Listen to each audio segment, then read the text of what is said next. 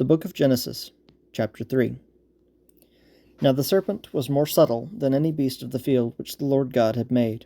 And he said unto the woman, Yea, hath God said, Ye shall not eat of every tree of the garden? And the woman said unto the serpent, We may eat of the fruit of the trees of the garden, but of the fruit of the tree which is in the midst of the garden, God hath said, Ye shall not eat of it, neither shall ye touch it, lest ye die. And the serpent said unto the woman, Ye shall not surely die, for God doth know that in the day ye eat thereof, then your eyes shall be opened, and ye shall be as gods, knowing good and evil.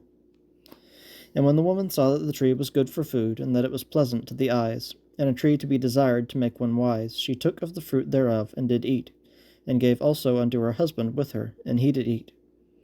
And the eyes of them both were opened, and they knew that they were naked. And they sewed fig leaves together, and made themselves aprons. And they heard the voice of the Lord God walking in the garden in the cool of the day, and Adam and his wife hid themselves from the presence of the Lord God amongst the trees of the garden. And the Lord God called unto Adam, and said unto him, Where art thou?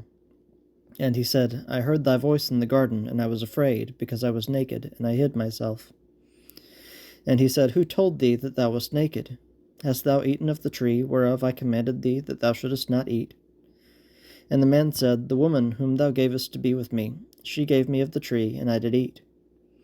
And the Lord God said unto the woman, What is this that thou hast done? And the woman said, The serpent beguiled me, and I did eat.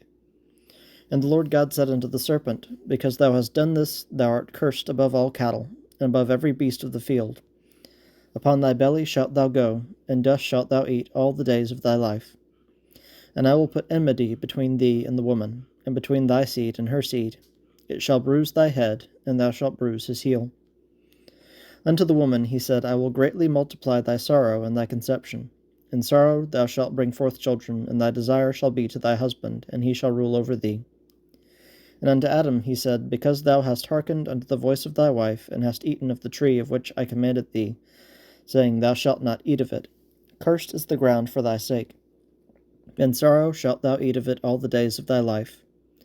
Thorns also and thistles shall it bring forth to thee, and thou shalt eat the herb of the field. In the sweat of thy face shalt thou eat bread, till thou return unto the ground. For out of it wast thou taken, for dust thou art, and unto dust shalt thou return. And Adam called his wife's name Eve, because she was the mother of all living. Unto Adam also and to his wife did the Lord God make coats of skins, and clothed them. And the Lord God said, Behold, the man is become as one of us, to know good and evil. And now lest he put forth his hand, and take also of the tree of life, and eat and live forever. Therefore the Lord God sent him forth from the garden, to till the ground from whence he was taken. So he drove out the man, and he placed at the east of the Garden of Eden cherubims, and a flaming sword, which turned every way to keep the way of the tree of life.